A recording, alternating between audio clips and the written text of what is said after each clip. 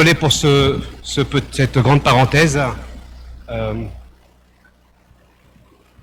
Non, c'est pas grave, t'inquiète, on range. On a au moins les nouveaux pupitres, tout neufs.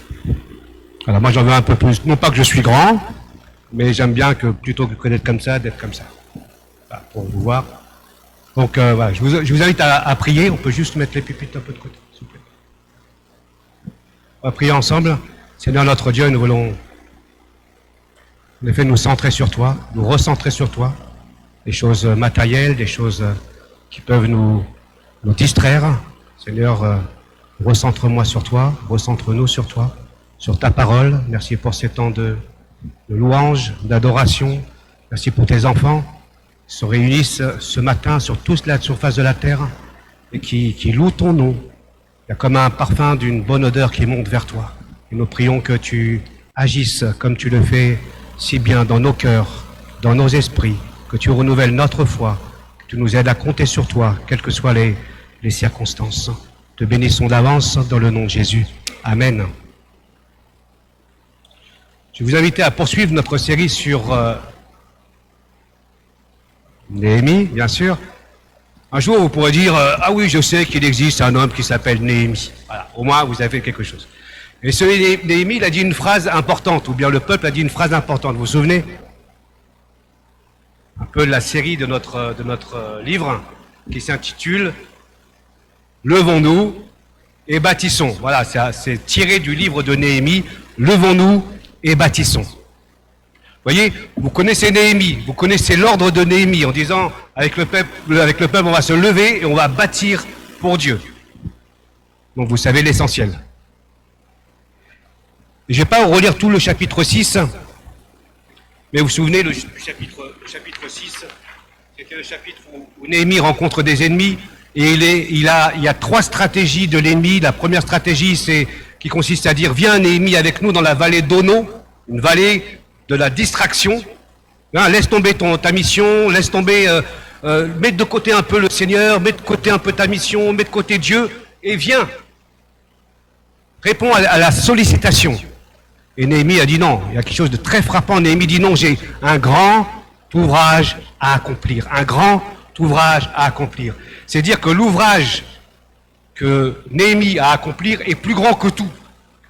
Même les sollicitations de la vallée d'Ono. La deuxième stratégie de l'ennemi était cette lettre ouverte. Vous vous souvenez? Des rumeurs répandues au sujet de Néhémie, au sujet de son intégrité, de sa réputation, de son honneur. Et Néhémie va dire non, je n'ai que faire. Tout ce que tu racontes, c'est mensonge. Il ne va pas quitter son poste, il va rester à son poste plutôt que de vouloir se justifier à tout prix et de rétablir une bonne image de soi. La troisième stratégie de l'ennemi avait été maintenant plus subtile, de se servir du spirituel, du religieux pour attirer Néhémie.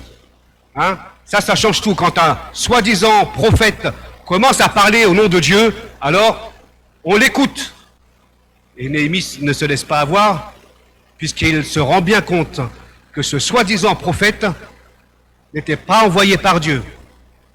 Il lui demandait une chose qui consistait à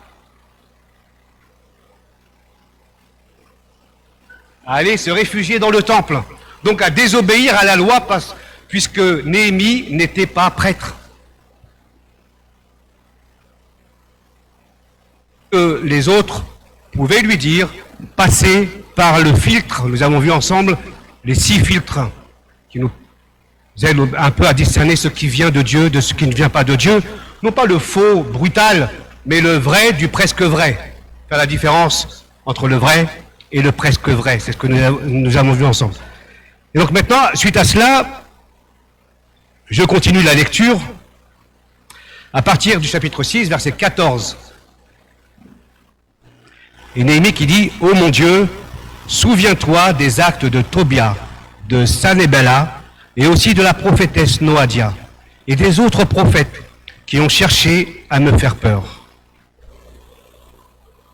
Le mur de la ville est terminé le 25 du mois d'Éloul, après 52 jours de travail. Quand nos ennemis apprennent cette nouvelle, tous les non-juifs des pays qui nous entourent ont peur et se sentent tout honteux. Ils reconnaissent que ce travail a été réalisé avec l'aide de notre Dieu. Pendant tout ce temps, des notables de Juda écrivent souvent à Tobia, et Tobia leur répond.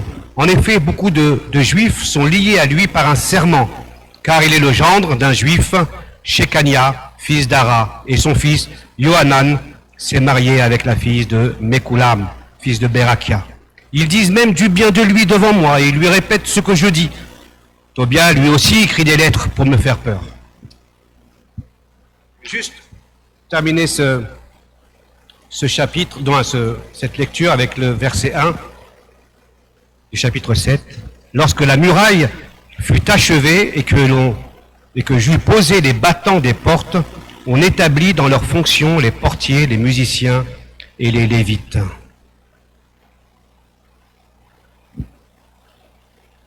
J'aimerais qu'on s'arrête un peu pour faire un petit résumé des chapitres 1 à 6. Ce matin, j'aimerais vous parler des étapes qui mènent à la victoire. Et souvent, nous pensons que les victoires, elles sortent de nulle part. Elles sortent comme ça, au réveil, vous avez prié, et Dieu va vous donner une victoire. Il peut le faire. Ouais. Oh, t'es Dieu quand même. Hein, il peut le faire. Mais souvent, quand on observe les hommes et les femmes dans la Bible, ça ne s'est pas fait comme ça. Il y a des étapes. Alors, ce que je vais vous dire ici, ce n'est pas quelque chose d'exhaustif. Hein, il y a, à partir du livre de Néhémie, on va voir 5 étapes qui ont mené Néhémie à la victoire. 5 étapes qui ont mené Néhémie à la victoire. La victoire, c'est un processus qui nous conduit d'étape en étape. Entre les larmes du chapitre 1 de Néhémie et les portes qui sont posées au chapitre 7, il y a eu beaucoup et beaucoup de choses. Et parfois c'est dans les larmes. Mais rappelez-vous qu'après les larmes, il y a aussi la victoire. J'aimerais qu'on repasse en revue, au travers de Néhémie, comment il a été conduit par le Seigneur. Donc je vous rappelle 5 étapes. La première étape, c'est que Néhémie est un homme de prière et d'action. Je vais juste relire un petit verset au fur et à mesure des étapes, 1 ou 2 versets pour rappeler ce que nous avons vu. Première chose, c'est que Néhémie est un homme de prière et d'action. Chapitre 1, verset 4. Lorsque j'entendis ces nouvelles, je m'assis et me mis à pleurer. Pendant plusieurs jours, je restais abattu. Je jeûnais et je priais constamment devant le Dieu du ciel. Un homme disponible devant Dieu. On pourrait dire un homme selon le cœur de Dieu. La vie de Néhémie, le cœur de Néhémie, les pensées de Néhémie étaient alignées à la volonté de Dieu. Il était tellement saturé de la parole de Dieu que tout ce qui venait d'ailleurs, il le discernait comme venant de Dieu ou non. Tellement il était nourri et saturé de la parole de Dieu. Vous relisez les petites prières de Néhémie, cela révèle vraiment sa communion avec Dieu. C'est pas quelqu'un qui va prier que le dimanche, c'est quelqu'un qui est saturé de Dieu. Voyez-vous, il prend le temps de prier, il est abattu, il va prier avec Dieu. Et puis, c'est le même homme qui est devant l'empereur, devant le roi, et qui, en pleine discussion avec le roi, il dit « Et je me mis à prier ». Waouh! Ça vous est déjà arrivé, ça? Vous êtes devant quelqu'un, dans une situation, « Seigneur, je ne sais pas quoi ». Dans votre tête, parce que vous êtes imprégné, parce que tout ce que vous allez faire, tout ce que vous allez dire, vous voulez que le Seigneur le sache, vous voulez qu'il vous accompagne dans votre vie, comme Néhémie. Néhémie, un homme selon le cœur de Dieu, avec une position assez confortable, puisqu'il était dans le palais, avec le roi. Mais en même temps, sa vie ne tenait pas à grand-chose, parce qu'il pouvait, puisqu'il était un échanson du roi, c'est lui qui goûtait le vin, donc il pouvait mourir, si on attentait à la vie du roi.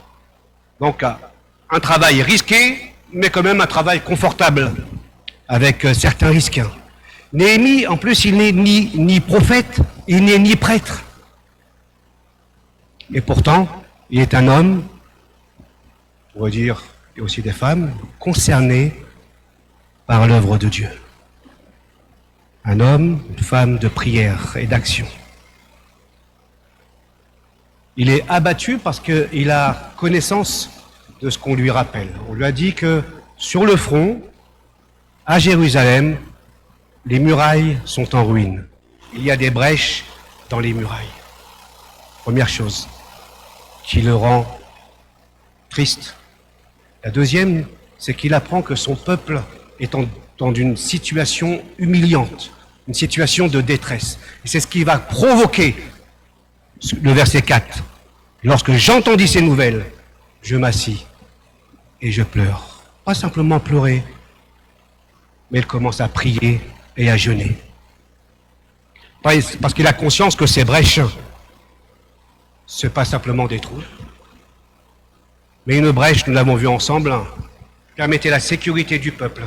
Le temple avait été reconstruit, les murailles aussi devaient être reconstruites pour que le peuple puisse adorer son Dieu, rendre l'honneur à Dieu, l'honneur qui était dû à leur Dieu. Et en voyant ces brèches, finalement, Néhémie est pris par certains abattements parce que c'est l'honneur de Dieu qui est en jeu. Comment se fait-il que les autres peuples ont peut-être des endroits pour louer leur Dieu et nous, notre ville est en ruine et notre Dieu n'a pas de place pour être adoré. Nous avons vu que les brèches, ce n'était pas uniquement des briques qui manquaient, des pierres qui manquaient, mais que ces brèches pouvaient être aussi faire allusion à ces failles, à ces trous, à ces lacunes dans nos vies personnelles. Des choses qui ne vont pas, qui ont besoin d'être restaurées, qui ont besoin d'être guéries par le Seigneur. Dans notre vie personnelle, auprès de nos proches, dans le monde, nous voyons qu'il y a des brèches, des mal-être profonds, et l'homme cherche toutes sortes de réponses. Ces brèches-là, loin de rester avec Néhémie, on s'envole dans le Nouveau Testament avec Jésus qui est venu, lui, restaurer réellement. Il est venu sauver ceux qui étaient perdus. Il est venu sauver des vies. Il n'est pas venu rajouter des briques physiques, mais il est venu sauver l'humanité. Et nous, en tant que chrétiens, nous avons, premièrement, cette responsabilité de laisser Dieu nous restaurer avant de toucher qui que ce soit, avant de parler à qui que ce soit, en disant tu dois faire ceci, cela.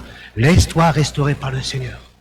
Laisse-toi guérir par le Seigneur. Il y a constamment des brèches, des failles encore qui sont là. On dit, Seigneur, je ne suis pas capable. Je veux tellement m'en sortir, mais je n'arrive pas. J'essaie et je tombe. J'essaie et je tombe. Mais toi seul, tu peux le faire. Je ne sais pas comment tu vas le faire, mais tu vas le faire. Ensuite, Dieu nous donnera la capacité de le faire auprès de ceux et celles qui nous entourent, qui sont dans la misère, qui sont dans la détresse, qui sont sans espérance et qui ont besoin de Dieu dans leur vie. Il y a tellement de relations brisées, d'échecs dans la vie des gens, de perte de sens, de solitude. Vous pouvez organiser des choses autour de ces personnes-là. Vous pouvez combler en disant on va faire ceci, on va faire cela. C'est bien.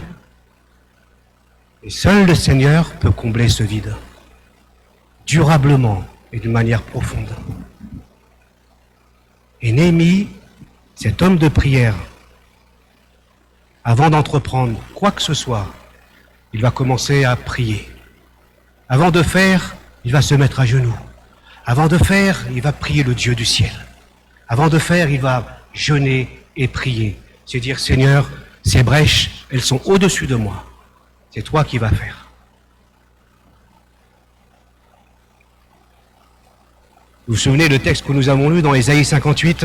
L'Éternel te conduira constamment, il pourvoira tes besoins dans les déserts arides, il te fortifiera physiquement et tu ressembleras à un jardin bien arrosé, à une source vive aux eaux intarissables. Les tiens rebâtiront les ruines d'autrefois et tu relèveras les fondements posés dans les siècles passés. Tu seras appelé... Amen, oh là là, c'est magnifique ça. Vous avez retenu, tu seras appelé réparateur. Il n'est pas dit, quelqu'un viendra réparer. Non, c'est ton nom, ça. C'est ton nom. Tu seras appelé. Je m'appelle Jamel. Mon deuxième nom, c'est réparateur de brèches. Pas un destructeur. Pas celui qui agrandit les trous. Pas celui qui enfonce les gens. Réparateur de brèches. Tu seras appelé. Et j'espère que ça va pénétrer dans ton esprit. Tu vas te dire, quand tu as envie de faire un travail de sape, tu vas te dire, non, je suis réparateur de brèches. Jamel, il m'a dit. Ah, réparateur de brèches. Et le réparateur de brèches par excellence, on ne veut pas perdre de vue, c'est ni Néhémie, c'est ni toi, c'est ni moi, c'est le Christ qui est venu réparer les brèches. Et il continue encore de réparer ces brèches parce qu'il est venu nous sauver. Néhémie va être un réparateur de brèches, mais avant de le faire, il va prier, il va se tourner vers celui qui est plus grand que les brèches. Savez-vous, on l'a vu, il s'est écoulé 4 mois entre le moment où il apprend les nouvelles, où il prie, et le moment où il va se rendre auprès du roi. 4 mois où il va prier le Seigneur. C'est dire l'importance de la prière avant l'action. Tout ce que nous entreprenons doit commencer à genoux avec le Seigneur et dire cette parole de Jésus, que ta volonté soit faite. Que ta volonté soit faite. Je ne veux vraiment pas me tromper, Seigneur. Et Néhémie a vécu à une époque difficile. Une superpuissance, l'Empire perse. On peut dire qu'il y avait beaucoup d'injustices. On peut se dire que par rapport à notre société, il n'est pas en décalage par rapport à ce que nous vivons, mais il avait aussi des défis à relever.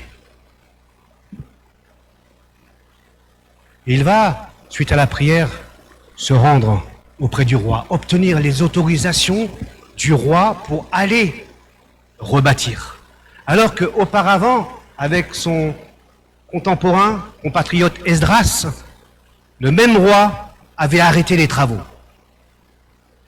Parce que des rumeurs avaient circulé. Et là, il sait que sa vie est en jeu, mais il prie et il demande à Dieu qu'il agisse auprès de son roi-là. Et en effet, le roi lui donne les autorisations pour rebâtir, et bien plus encore. Il lui donne des lettres, des laissez-passer pour aller accomplir cette œuvre-là. Dire que Dieu va se servir des personnes comme ce roi pour laisser aller Néhémie. Ce qui est important, c'est que Néhémie ne se contente pas uniquement de parler, de discuter, de dire « ouais, ça serait bien d'avoir tel projet, d'aller là-bas à Jérusalem, je vois déjà les murailles reconstruire, etc. » Puis après, aller se coucher. On connaît tous des personnes comme ça. Et sûrement qu'on est dedans aussi. On a des bonnes idées, on a des bonnes intentions, on a une bonne volonté. On va dire « il n'y a plus qu'à. Faut qu'on faire ceci ou faire cela. » Néhémie, il avait plus que des intentions. Des intentions qui ne se produisent pas. Et Jésus avait bien compris. Priez car l'esprit est bien disposé, mais la chair est faible. C'est-à-dire que notre volonté, notre désir, notre intention, nos idées sont bonnes. Mais c'est très bien qu'on ne va pas forcément aller au bout. La chair est faible parce qu'elle prend le dessus. Elle va te dire, bah non, mais reste tranquille, quoi. Pourquoi tu vas te fatiguer pour rien? Pourquoi partir? Reste à prier. Il y en a d'autres qui vont aller. Reste à prier. C'est mon voisin qui est assis à ma droite ou à ma gauche que Dieu va envoyer. La prière de Néhémie, si vous regardez bien, il est la réponse même à sa prière. C'est lui qui va se lever pour répondre à l'appel. La deuxième étape, c'est la bienveillance de Dieu.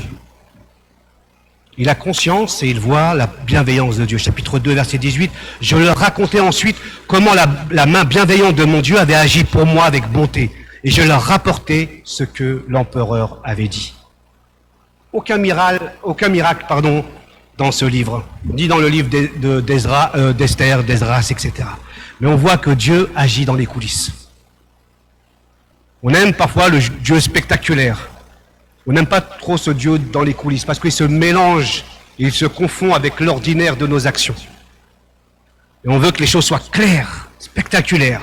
Or, Néhémie nous raconte tout simplement que la bonne main de Dieu, main bienveillante, était là. C'est lui qui préparait toutes choses. C'est lui qui prépare le cœur du roi, qui incline le cœur du roi favorablement.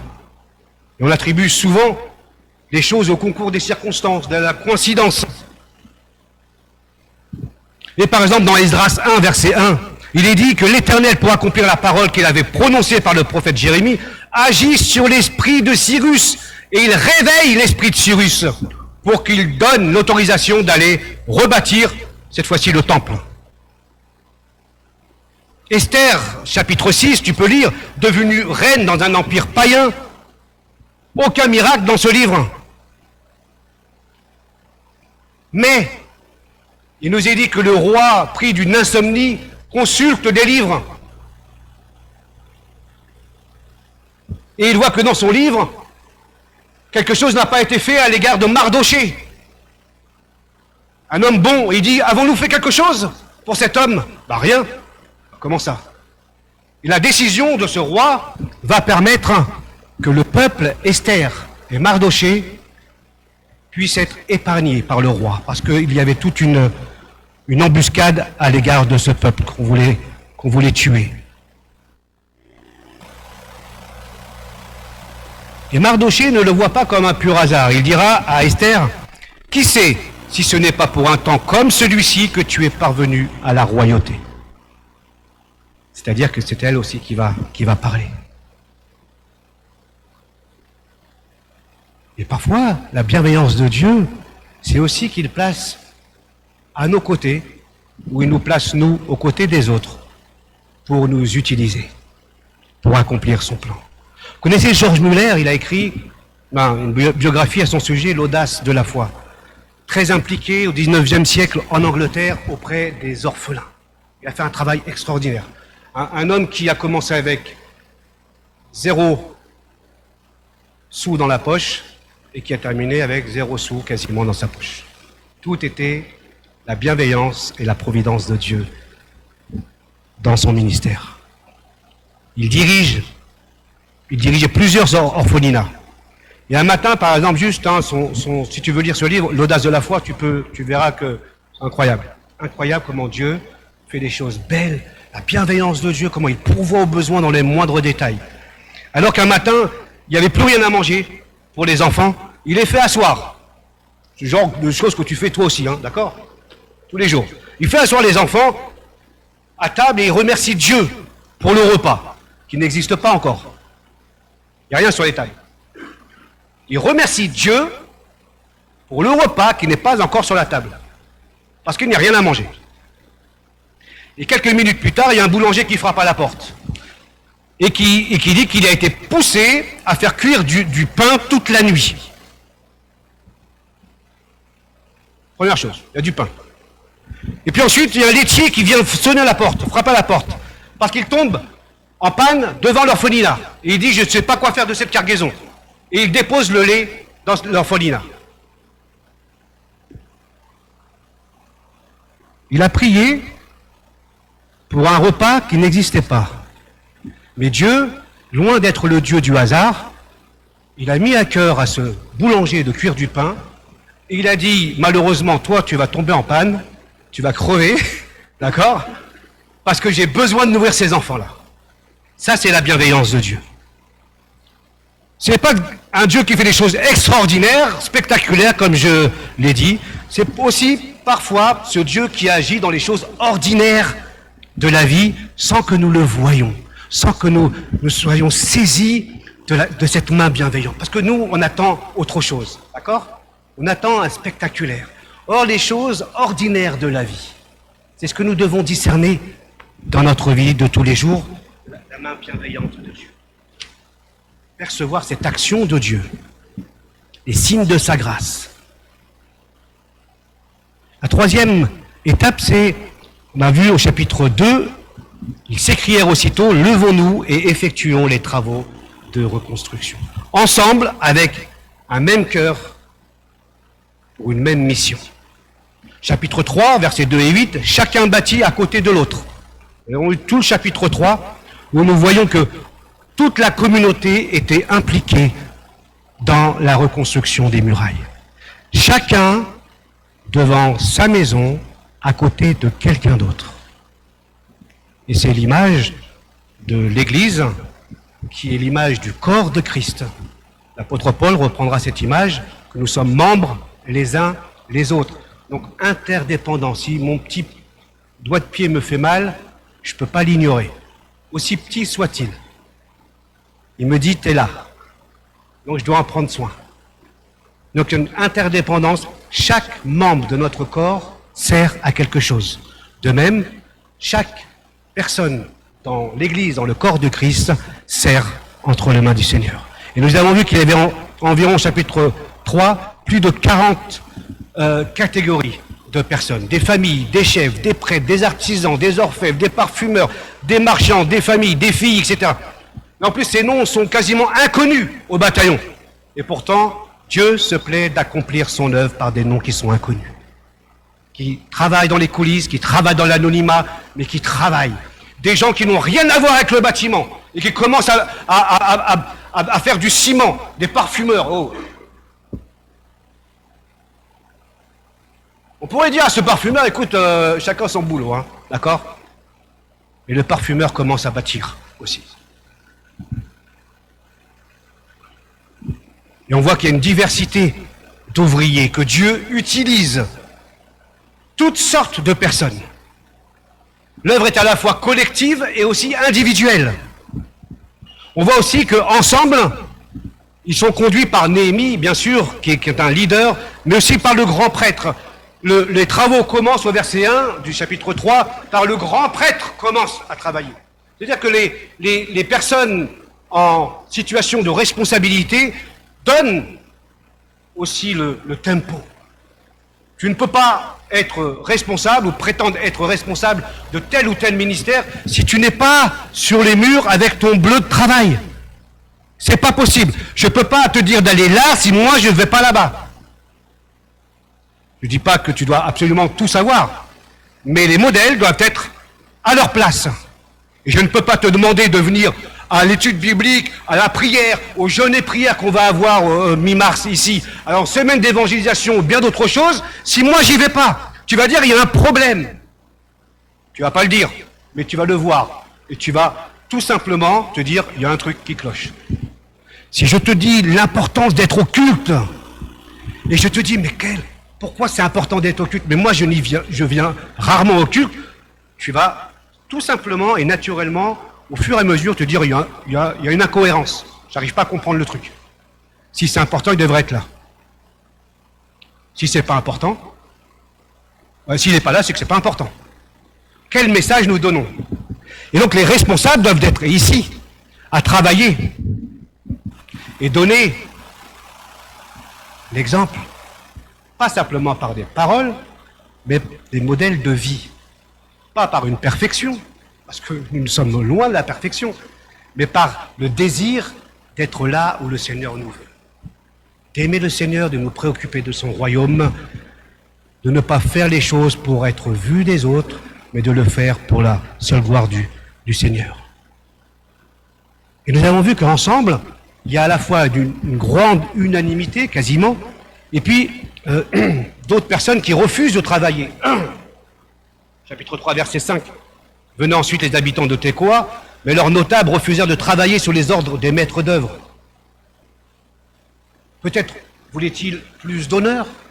Peut-être pensaient-ils qu'ils n'étaient pas à la hauteur de porter un bleu de travail pour travailler, c'était pas de l'ordre. Voilà, non, eux ils demandaient plus. On ne sait pas pourquoi ils ne voulaient pas participer. En tous les cas, il y a quelque chose de malsain qui est là, hein, un refus de faire bloc ensemble dans l'œuvre de Dieu. Et nous avons lu au chapitre 17-19, hein, il y a à la fois des gens, il y a à la fois des gens qui sont bien avec Néhémie, des gens qui sont bien avec l'ennemi aussi, vous voyez, on leur racontait devant Néhémie ce que Néhémie faisait, ou bien on faisait l'éloge des ennemis devant Néhémie. Simplement, les versets 17 à 19, du chapitre 6, nous disent que parfois, les personnes bienveillantes ne sont pas toujours bienveillantes. Elles semblent être bienveillantes à votre égard, mais pour Néhémie, il se fait poignarder derrière son dos.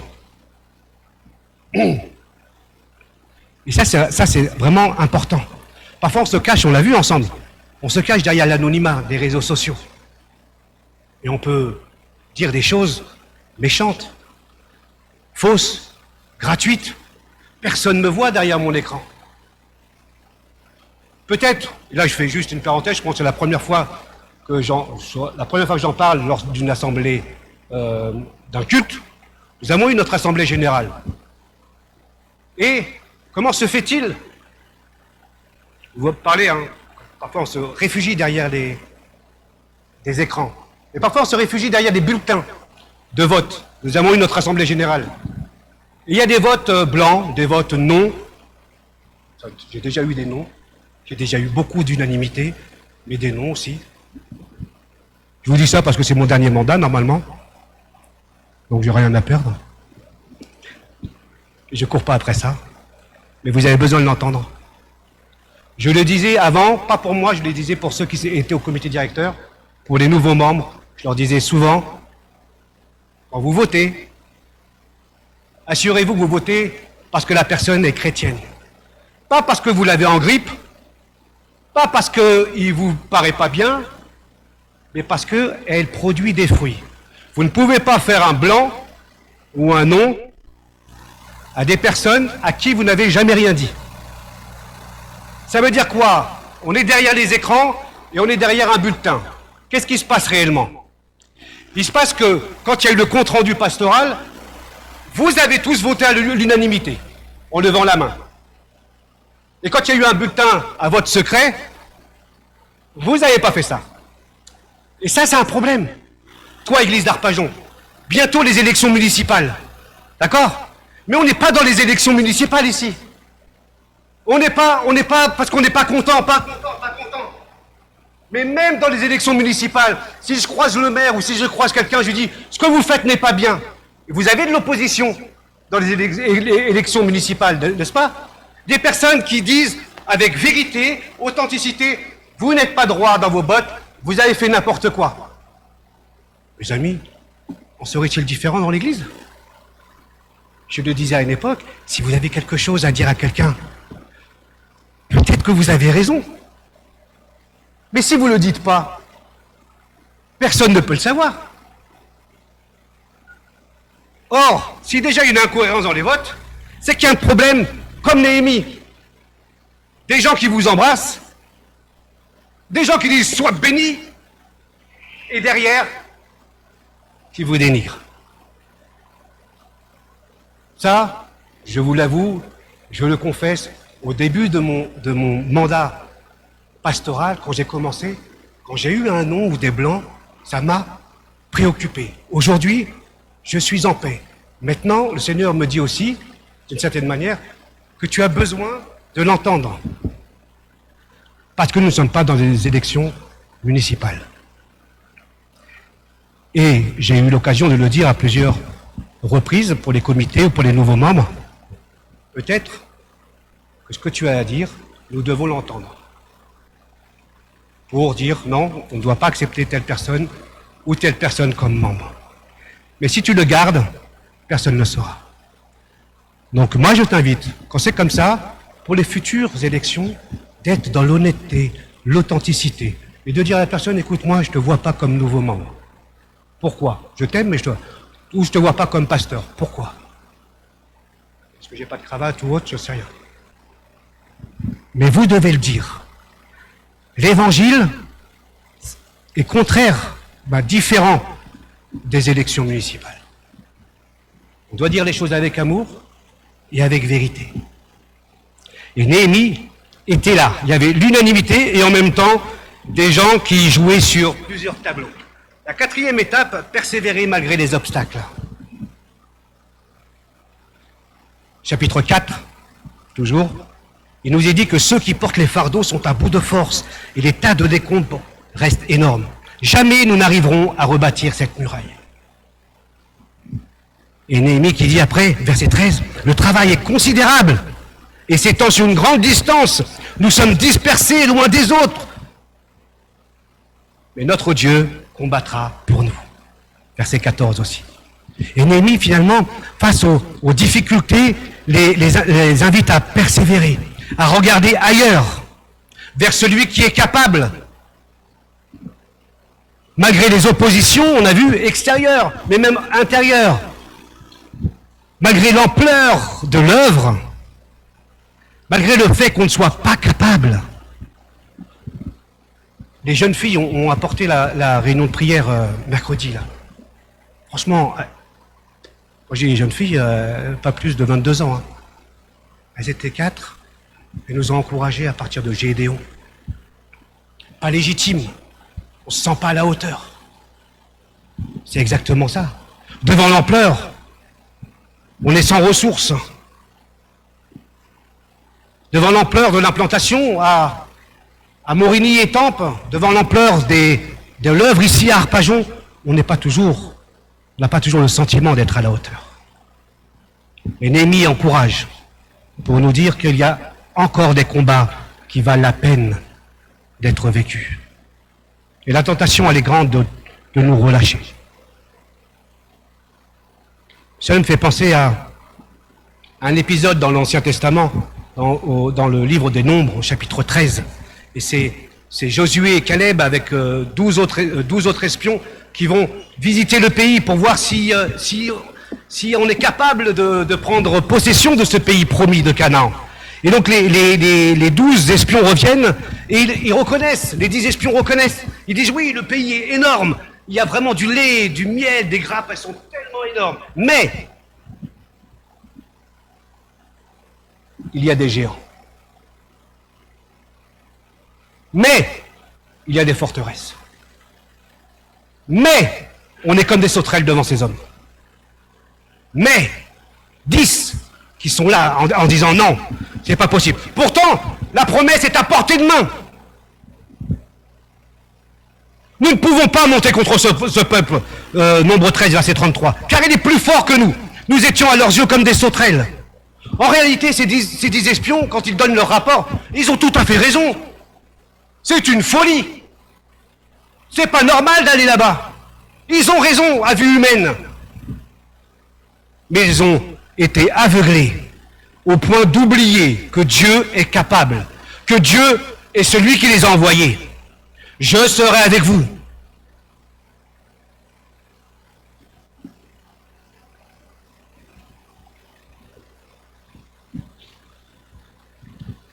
Et en donnant leur rapport, ils ont comme fermé les yeux spirituellement du peuple. Ils ont fermé les yeux du peuple en disant c'est pas capable, arrête de penser à ça, reste là, c'est pas la peine d'y aller. Et ils ont tout simplement orienté le regard du peuple uniquement sur les géants, sur les forteresses et sur le peu de ressources qu'ils avaient.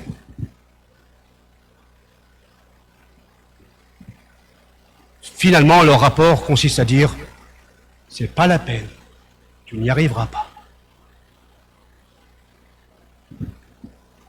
Peut-être qu'il y aura des échecs. Je crois que c'est Socrate qui dit que la chute n'est pas un échec. L'échec, c'est de rester là où on est tombé. Socrate qui dit ça. Marie Curie a dit « J'ai appris que la voie du progrès n'était ni facile, ni rapide. Il y a des forteresses, il y aura des géants. » Mais le proverbe 24:16 nous dit aussi « Car même si le juste tombe, l'Éternel le relèvera. »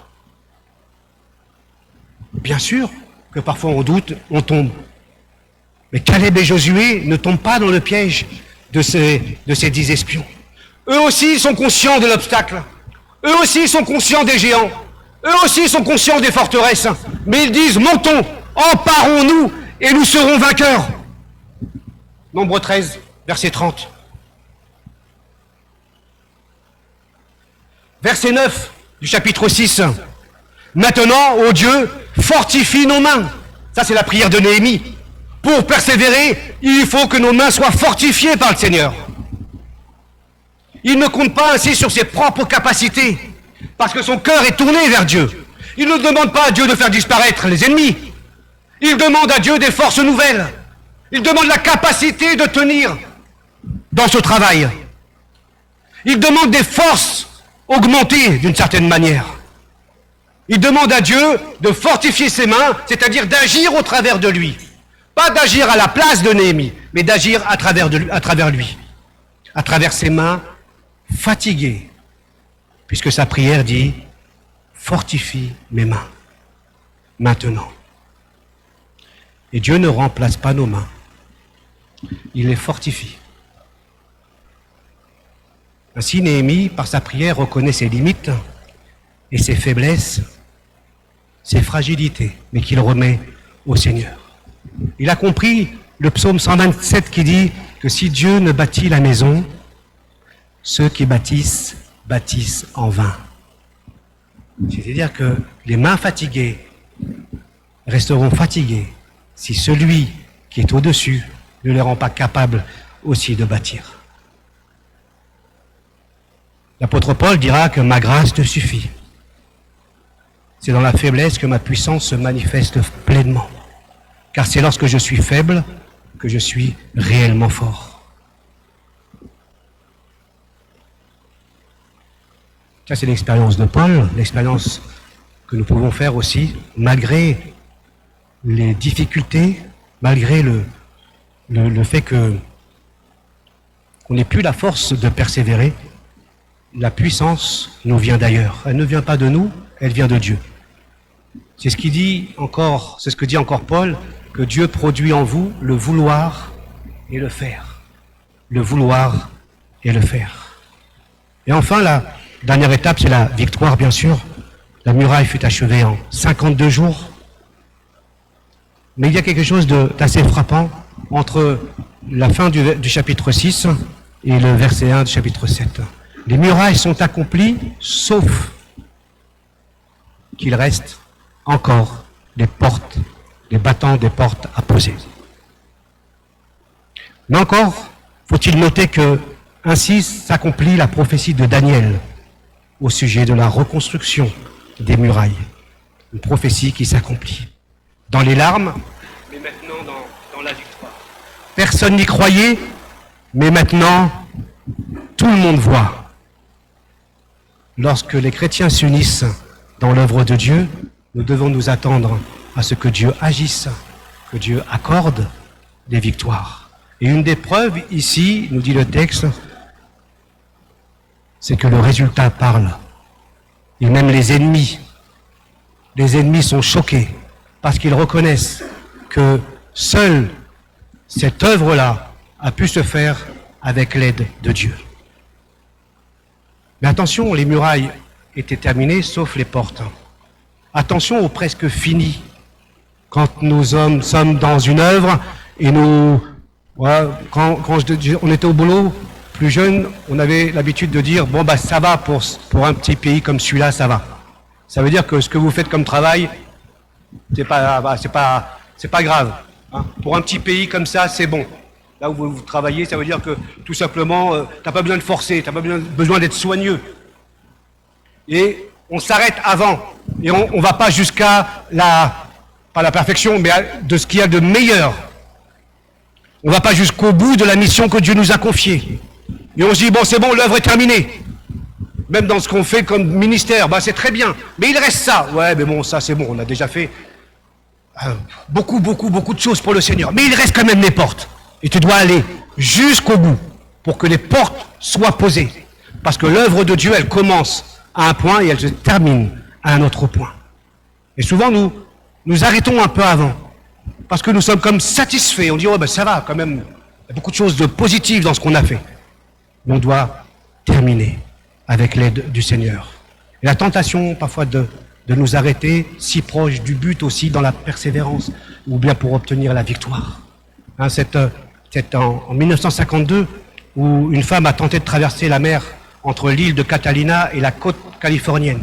Après 15 heures de nage, 15 heures de nage, dans un froid glacial, un brouillard épais s'est levé, elle ne voyait plus la côte. Épuisée, elle a demandé à être hissée dans le bateau, et une fois dans le bateau, elle a découvert qu'elle n'était qu'à 800 mètres du rivage. Elle a déclaré, ce n'est pas le froid qui m'a fait abandonner, c'est le brouillard. Je ne voyais plus mon objectif. Après 15 heures de nage.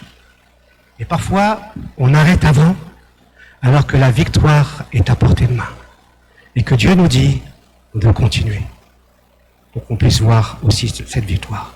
Tellement de brouillard, tellement l'œuvre est grande qu'on se laisse aveugler. Mais Néhémie nous dit, la muraille fut achevée avec les portes posées. Et les ennemis sont frappés par la qualité de ce travail. Souvenez-vous la prière de Néhémie ? De grâce, Seigneur, fais réussir aujourd'hui ma démarche. Maintenant, elle devient réalité.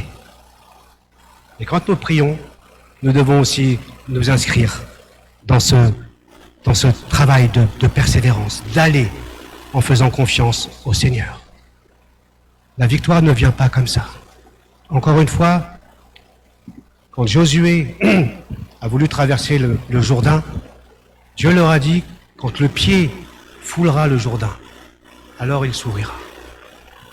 Et avant de voir la victoire, il nous faut mettre le pied dans le Jourdain. Dieu n'a pas ouvert le Jourdain avant. Non, il n'a pas ouvert le Jourdain avant. Il a ouvert le Jourdain quand les prêtres ont posé le pied dedans. Quand ils ont commencé à se mouiller. Quand ils ont commencé à suer. Quand ils ont commencé à prier. Quand ils ont commencé à œuvrer. Ils ont posé le pied dans le Jourdain. C'est là qu'il s'est ouvert.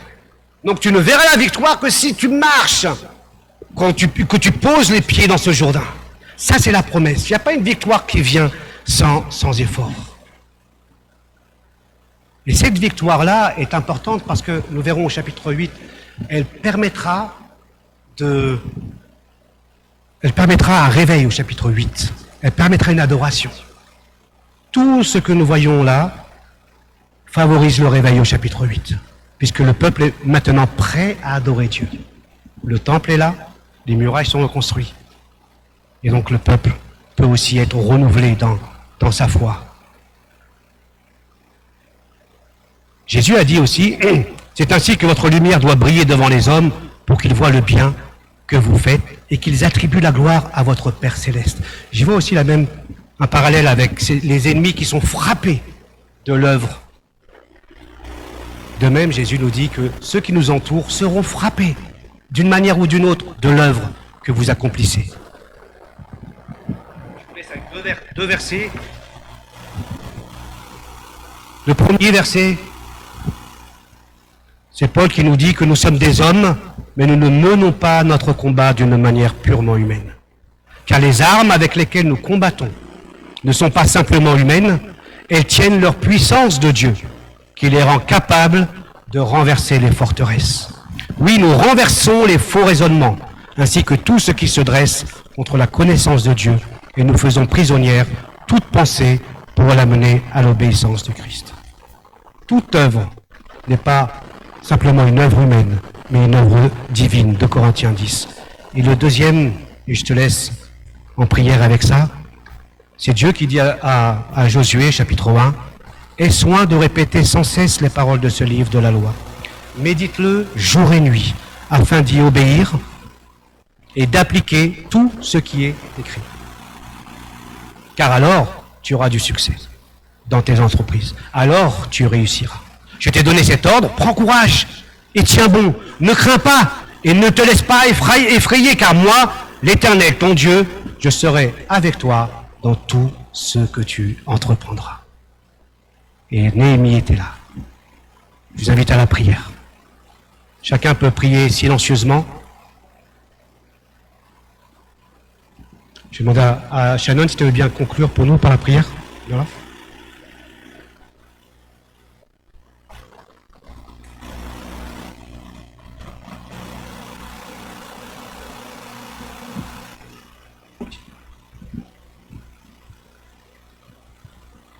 Seigneur mon Dieu, merci encore pour ta parole, Seigneur, qui a été prêchée par le Saint-Esprit. Seigneur Jésus, je prie que vraiment ta parole puisse trouver une bonne terre en nous, Seigneur Jésus. Aide-nous aussi à accomplir, Seigneur, tes desseins, à accomplir ta volonté, Seigneur Père, et à garder les yeux fixés sur toi, Seigneur Père, et non sur les difficultés, Seigneur. Tu vois ton peuple qui parfois s'épuise, Seigneur Père, qui manque aussi de bras. Seigneur, mais je crois que tu vas chercher aussi des cœurs qui sont fatigués, chargés. Seigneur, et tu prends nos fardeaux, Seigneur Père. Aide-nous aussi à nous lever, Seigneur, et à bâtir pour toi, pour ta gloire, Seigneur Jésus. Je crois que tu as encore des projets, Seigneur, comme on l'a pu l'entendre, des projets de paix pour nous, Seigneur, et que tu manifesteras aussi ta gloire au travers de cette église d'Arpajon et de toutes les autres églises, Seigneur Père. Merci encore, parce que nous savons que tu es à nos côtés, Seigneur, et que tu es celui qui pourvoit, Seigneur Père. Nous te faisons confiance, Seigneur Père, et nous voulons prier ensemble, Seigneur, en église, pour dire, Seigneur, voici nos mains, Seigneur, voici nos cœurs bien disposés pour te servir, Seigneur, et pour faire ta volonté, Seigneur. Prends toute la place dans nos vies, Seigneur. Prends la place dans nos cœurs et que ta volonté soit faite, Seigneur. Amen.